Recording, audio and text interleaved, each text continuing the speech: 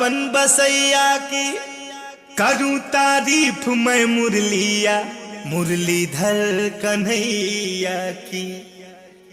जहां काम चलता नहीं था तीर और कमानों से, विजय नटवर की होती थी वहां मुरली की मधुरता से। तो प्रेम से बोलो श्री कृष्ण भगवान की जय। गली गली घूमे बनवारी, पेन्ही के पियरिया साड़ी। गली गली घूमे बनवारी, पेन्ही के पियरिया साड़ी। नाटिन के भेष धई के नंद के ललनवा, आव गोदवा लहो गोदनवा, आव गोदवा लहो गोदनवा, आव गोदवा लहो गोदनवा, आव गोदवा लहो गोदनवा।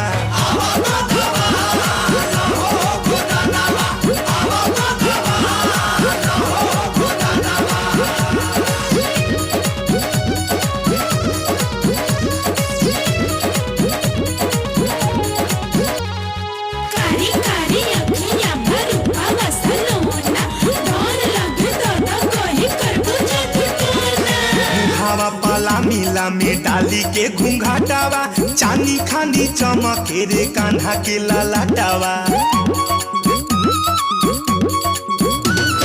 मुहावा पेला मिला में डलले घूंघाटावा, चांदी खानी चमके रे कान्हा के ललाटावा। लटका झटका मारत चले, देखो धरे कले कले। माथावा पे धइले गोदाना, गोदे के समानावा।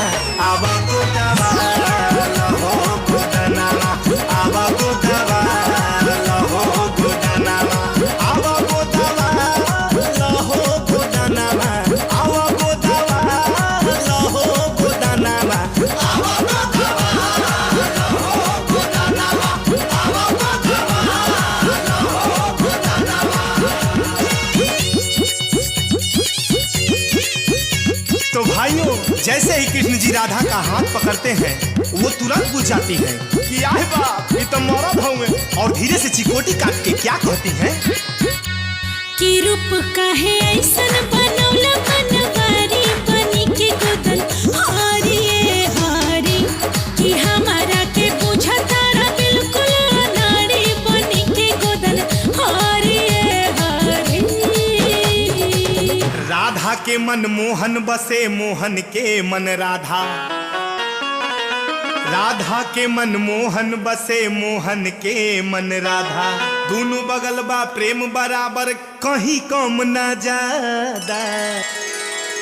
प्रभुआन बसो वृंदावन में, मेरी उम्र बीत गई गोकुल में। प्रभुआन बसो वृंदावन में, मेरी उम्र बीत गई गोकुल में। तो राधा जी का सुंदर सवाल सुनकर कन्हैया जी अपने मुखार बिंदु से क्या जवाब देते हैं, ध्यान दीजिए। तू ही तो मेरी जान है,